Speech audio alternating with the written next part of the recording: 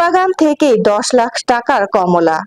জামালপুর জেলা প্রতিনিধি শরীফুল ইসলাম ঝোকনের প্রতিবেদন। ভারতের সীমান্ত ঘেঁষা জামালপুর জেলার বকশীগঞ্জ উপজেলার ধানোয়া কামালপুর ইউনিয়নের সাতানীপাড়া গ্রামের কামরুজ্জামান গত 2 বছর আগে নিজ বাড়ির আঙিনায় 1 একর জমির উপর করেছেন ভারতীয় দার্জিলিং জাতের কমলার বাগান। অরেঞ্জ ভ্যালি বাগানে আছে 60টি গাছ। দ্বিতীয়বারের মতো চলতি মৌসুমের 1 ডিসেম্বর থেকে শুরু হবে কমলা সংগ্রহ। কয়েক বছর আগে পার্শ্ববর্তী বাট্টাজোর ইউনিয়নে অবস্থিত খালাতো ভাইয়ের কাছ থেকে কিছু চারা নিয়ে তার বাগান শুরু করেন। গত মৌসুমে 60টি গাছ থেকে 10 লক্ষাধিক টাকার কমলা বিক্রি করেছেন তিনি। বাগানের গাছের ডালে থোকায় থোকায় ঝুলছে বড় বড় কমলা। কমলার ভারে নুয়ে পড়েছে গাছের ডালপালা। এ যেন এক নয় নাভিরাম ও মনোমুগ্ধকর দৃশ্য। প্রকৃতির পরিবেশে এমন অপরূপ দৃশ্য দেখতে শীতকে উপেক্ষা করে স্থানীয়দের মতো প্রতিদিন দেশের বিভিন্ন জেলা থেকে হাজার হাজার মানুষ আসছেন বাগানে। এসব কমলা বাগানেই বিক্রি হচ্ছে 300 টাকা কেজি দরে। কমলার বাগানটি হওয়ার ফলে যেমন পুষ্টি ও ভিটামিনের চাহিদা পূরণ হচ্ছে, আশা করি এই সম্ভাবনাকে কাজে লাগাতে কৃষি সম্প্রসারণ অধিদপ্তর ব্যবস্থা নেবেন। স্যার,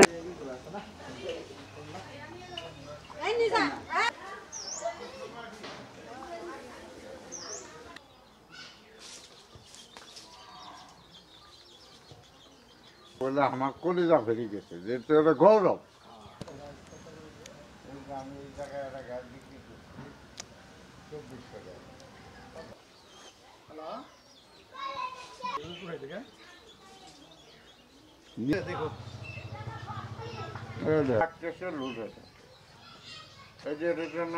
আমি আরো স্বাবলম্বী হতাম, কিন্তু আমার যতগুলো গাছ প্রতিটা গাছে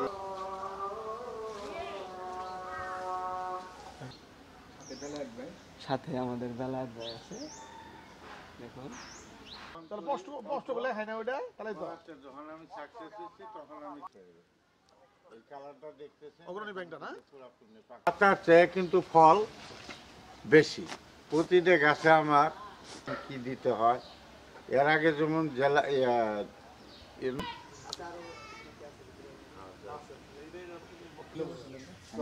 রুট হতো ওই গাছটাকে দেখাই যায় না, নিচে পড়ে গেছে। চার গাড়ি মাটি ধান কিন্তু আপনার এই গাছের বয়স কত? 2 বছর। এই চারা আমাদের খালাতো ভাই। প্রিয় দর্শক মণ্ডলী, আমরা রূপসী বাংলা টেলিভিশনের বিভিন্ন সমসাময়িক বিষয় নিয়ে আমরা বিভিন্ন জেলা উপজেলায় গিয়ে বিভিন্ন প্রতিবেদন তৈরি করি। তারই ধারাবাহিকতায় আমরা এখন রয়েছি জামালপুর জেলার বকশীগঞ্জ উপজেলার ধানোয়া কামালপুর ইউনিয়নের এই ভারতের সীমান্ত ঘেঁষা যে ধানোয়া কামালপুর ইউনিয়ন সাতানীপাড়া গ্রামে। আমার মাঝে যিনি উপস্থিত হয়েছেন তিনি এই গ্রামেরই সন্তান। তিনি এই সাতানীপাড়ায় তার বাড়ির আঙিনায় প্রায় 1 একর জমিতে এই কমলার বাগান করেছেন। এই জামালপুর জেলা এই ধানোয়া কামালপুর একটি প্রত্যন্ত ইউনিয়নে এই কমলা চাষ হচ্ছে। এই মাটিতে কমলা চাষ হচ্ছে।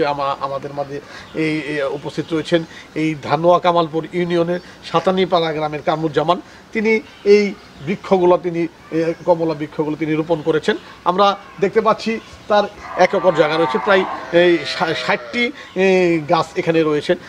উনি আমাদের বললেন এক একটি গাছ থেকে প্রায় 1 মনের মতো কমলা ধরেন, এবং তিনি এই কমলাগুলো বাজারে বিক্রি করেন কেজি প্রতি 300 টাকা করে। আমরা তার মুখ থেকে শুনছি। আমরা বিস্তারিত তথ্য এই প্রত্যন্ত গ্রামে কিভাবে তিনি এই চারাগুলো রোপণ করলেন এবং কিভাবে তিনি এই চারাগুলো যত্ন করে এবং ফলে রূপান্তরিত করেছেন, আমরা দেখতে পেরেছি বিপুল পরিমাণ কমলা এখানে ধরেছে। আমরা বিস্তারিত তথ্য মোহাম্মদ কামরুজ্জামান বাগানটি করেছেন কমলার বাগান, তার কাছে বিস্তারিত তথ্য শুনবো। আমি বাগানটা করি আমার এক খালাতো ভাই বাট্টাজোরে, তার কাছ থেকে চারা নিয়ে আমি প্রথম অল্প গাছে শুরু করি। আমার আম বাগান কেটে দিয়ে পরে এই কলমার চাষ করি। আমি দেখা গেছে যে আমি অনেক স্বাবলম্বী। যদি কৃষি এবং সরকার থেকে সহযোগিতা করত তাহলে আমি আরও অনেক উন্নয়ন করতাম, এবং আমার এখান থেকে দেখে এই এলাকাবাসী আরও চারা রোপণ করে বাগান করার জন্য প্রস্তুতি নিয়েছে। আমি আরেকটা বাগান করার জন্য প্রস্তুতি নিয়েছি। সরকার সহযোগিতা করলে আমি আরও উন্নয়ন করতে পারব। প্রিয় দর্শক মণ্ডলী, এই সাতানিপাড়া এই গ্রামের এই কামরুজ্জামান তিনি অকপটে জানালেন সরকার থেকে যদি তাকে সাহায্য সহযোগিতা করেন তাহলে এই যে কমলা বাগান দেখতে পাচ্ছেন এর থেকেও বড় বাগান তিনি করতে পারবেন। এবং তিনি একটি আক্ষেপ করে আমাদের জানালেন যে আমি যে বাগানটি করেছি এই বাগানে কৃষি দপ্তর থেকে, কৃষি অফিস দপ্তর থেকে আমাকে কোনো সহায়তা এখন পর্যন্ত করেনি। তারা যদি সহায়তা প্রদান করতো এবং এই বাগানটিকে দেখভাল করতেন তাহলে আরও বেশি লাভবান হতেন বলে তিনি আমাদের জানালেন। আমরা এই রূপসী বাংলা টেলিভিশনের যে একটি প্রতিবেদন করতে যাচ্ছি, এই প্রতিবেদনের কাছে সরকারের কাছে এবং কৃষি অধিদপ্তরের কাছে আমাদেরও আবেদন থাকবে যেন কামরুজ্জামানের মতো একটি ফলের বাগান এই বাংলাদেশে কমলার বাগান হয়েছে। এবং বাংলাদেশে জামালপুর জেলা প্রত্যন্ত সীমান্ত ঘেঁষা এলাকা বক্সিগঞ্জের কামালপুর ইউনিয়নের সাতেনিপাড়ায় এই গ্রামটিকে দেখতে পাচ্ছি। তিনি আরও ব্যাপক লাভবান হবেন বলে তিনি আমাদের জানালেন। আমরাও তার উত্তরোত্তর সমৃদ্ধ কামনা করি, তিনি যেন আরও বড় বাগান করতে পারেন এবং এই কৃষিতে তিনি বিপ্লব ঘটাতে পারেন।